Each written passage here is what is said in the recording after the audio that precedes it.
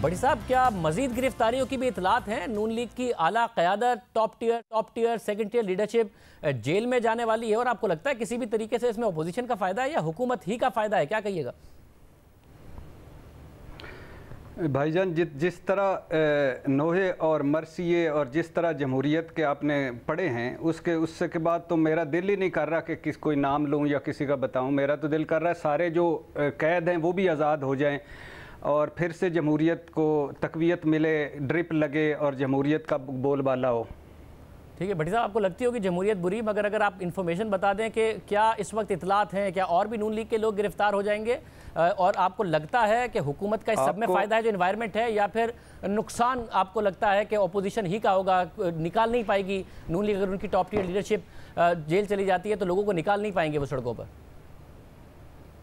آپ کو کس نے کہا ہے مجھے جمہوریت بری لگتی ہے؟ میں تو چاہتا ہوں کہ اس ملک میں جمہوریت رہے، میں کسی اور نظام کے حق میں نہیں ہوں، لیکن اس جمہوریت کے نظام نہیں جس کے یہ ہے کہ جو ہر روز گرفتار ہو جاتی ہے، وہ جمہوریت نہیں۔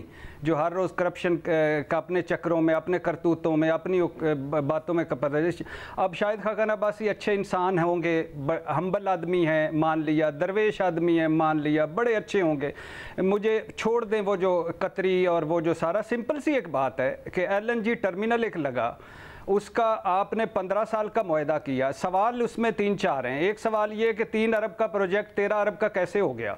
دوسرا سوال یہ ہے کہ $2,72,000 پر ڈے 15 سال اینگرو کا آپ نے ایگریمنٹ کیا ہے، اور آپ نے ٹرمینل استعمال ہو نہ ہو روزانہ آپ کو $2,72,000 دینا پڑے گا۔ ان کے جو لاگت ہے وہ 1 سال میں پوری ہو جائے گی۔ یہ 44% بنتا ہے، کسی ایک کمپنی کو آپ نے پروفٹ دیا، حالانکہ یہ جو آئل اینڈ گیس میں 16 سے 18% پروفٹ ہوتا ہے، آپ نے یہ دے دیا۔ پھر اس کے بعد آپ دیکھیے کہ پاکستانی حکومت ہے اور ایک کمپنی ہے، اس میں آپ نے ڈالروں میں کیا ہے کہ ادائیگی ڈالروں میں ہوگی۔ آپ کل اس وقت جب ڈالر کتنے کا تھا، آج ڈالر کتنے کا ہے، ہم ایک ڈالر مانگتے پھر رہے ہیں۔ یعنی ہمیں اس ملک سے کوئی محبت نہیں ہے۔ نون لیگ اور وہ جو ایل لیگ اور بی لیگ اور سی لیگ اور ڈی لیگ، یہ انہی کاموں کے لیے آئے ہوئے تھے۔ انہوں نے جو نواز شریف صاحب نے، مجھے حیران ہوتی ہے میں آپ کو یقین کیجئے کہ یہ جو ڈیل ہوئی ہے اور جتنے بھی انویسٹر آتے ہیں وہ ریٹرنز اور وہ سب چیزیں ڈالرز میں نیگوشیٹ کرتے ہیں، اگر مجھے پولیٹیکل معاملے پر بتا دیں گے تو بڑا اچھا ہو جائے گا کہ سیاسی طور پر سچویشن آپ کو کہاں جاتی نظر آ رہی ہے۔ ٹیکنیکل معاملے پر سے زیادہ اگر آپ پولیٹیکل معاملے پر مجھے بتا دیں گے کہ اس وقت سیاسی طور پر آپ کو کیا سچویشن جاتی نظر آ رہی ہے۔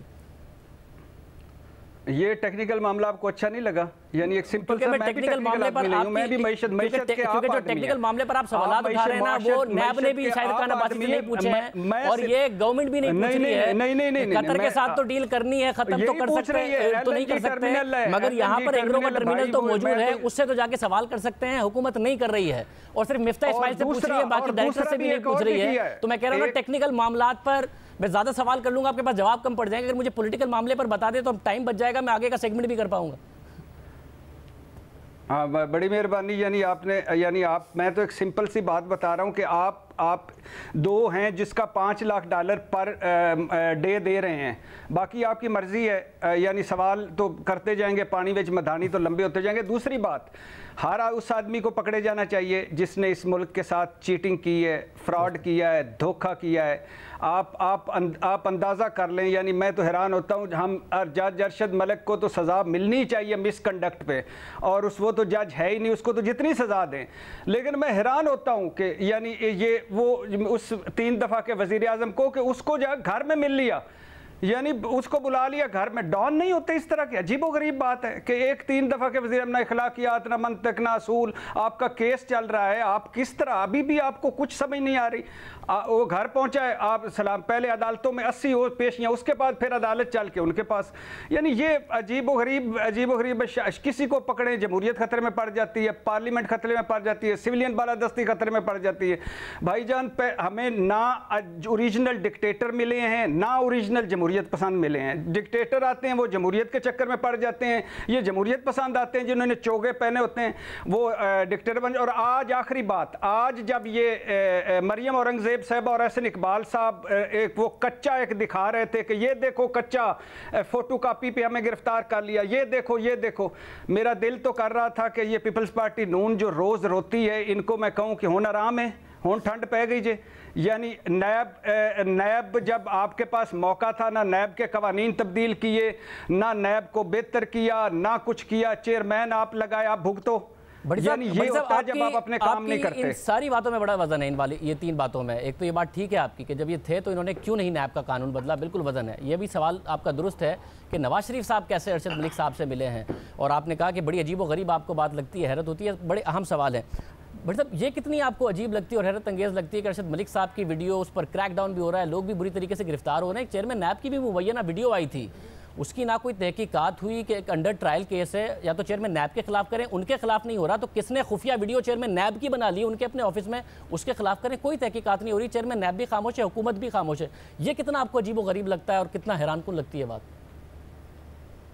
बहुत अजीबो गरीब लगता है। यानी आप देखिए कि एक बंदा जो है, एक बंदा चेयरमैन नैब का आप कहें कि वो ज़ाती मामला है, लेकिन नहीं भाईजान, जब आप किसी अहम ओहदे पर होते हैं, आपकी कोई वीडियो बनती है और वो वीडियो आप आती है तो फिर इखलाकी तौर पे आपको ओहदे से इलादा हो जाना चाहिए। लेकिन अगर आप इलादा नहीं होते तो इसकी तहकीक होनी चाहिए। ये आपकी, यही तो मैं कहता हूँ, ये सुप्रीम कोर्ट मौजूद है, आप ये हाई कोर्ट मौजूद है, हुकूमत मौजूद है, क्यों नहीं तहकीक होती? लेकिन आप इस आपकी खूबसूरती ये है कि आप यानी उसको हमारी खूबसूरती ये कि वो क्यों नहीं पकड़े गए, वो क्यों नहीं हो गया, वो क्यों नहीं हुआ, वो क्यों नहीं हो गया।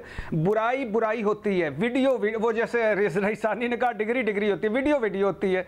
और ये खुदा के लिए ये बंद करें, ये इस तरह जमहूरियत को, अल्लाह के नाम पे बड़ा खूबसूरत निज़ाम है, और ये मरसिए, ये नोहे, ये सारे ये जमहूरियत पसंद नहीं है। इन्होंने जमहूरियत, हमारी नज़र में भी जमहूरियत को मशकूक कर दिया है। ये जमहूरियत पसंद है, जिसको पकड़ो नीचे से करप्शन निकलती है, जिसको नीचे से कुछ निकलता है। साहब हमारे साथ मौजूद तज्जिया दे रहे थे चेयरमैन नैब की वीडियो के हवाले से भी उन्होंने अहम बात की, क्योंकि जब से चेयरमैन नैब की मुबैना वीडियो आई हर तरफ खामोशी है, मगर तहकीकात अपोजिशन के खिलाफ गिरफ्तारियां बहुत तेज़ हो गई हैं। एक एक करके उन्होंने जो जावेद चौधरी साहब को इंटरव्यू दिया था उसकी तमाम बातें दुरुस्त साबित हो रही हैं, जिससे सवाल उठा है कि क्या चेयरमैन नैब दबाव में है या फिर क्या उन्हें ब्लैकमेल किया जा रहा है, क्योंकि मुबैना वीडियो सामने आने के बाद अपोजिशन के खिलाफ कार्रवाइयों में तेज़ी आ गई है। हुकूमत को रिलीफ मिल रहा है, जो हुकूमती अहदेदारों के खिलाफ केसेस हैं वो उस रफ्तार से आगे नहीं बढ़ रहे हैं। बाबर एवान साहब को की बरी हो गए, वही जज अरशद मलिक साहब जो मुबैना वीडियो में मौजूद हैं उन्होंने उनका फैसला दिया। इसके अलावा अपोजिशन पर बड़ी सख्ती नज़र आ रही है।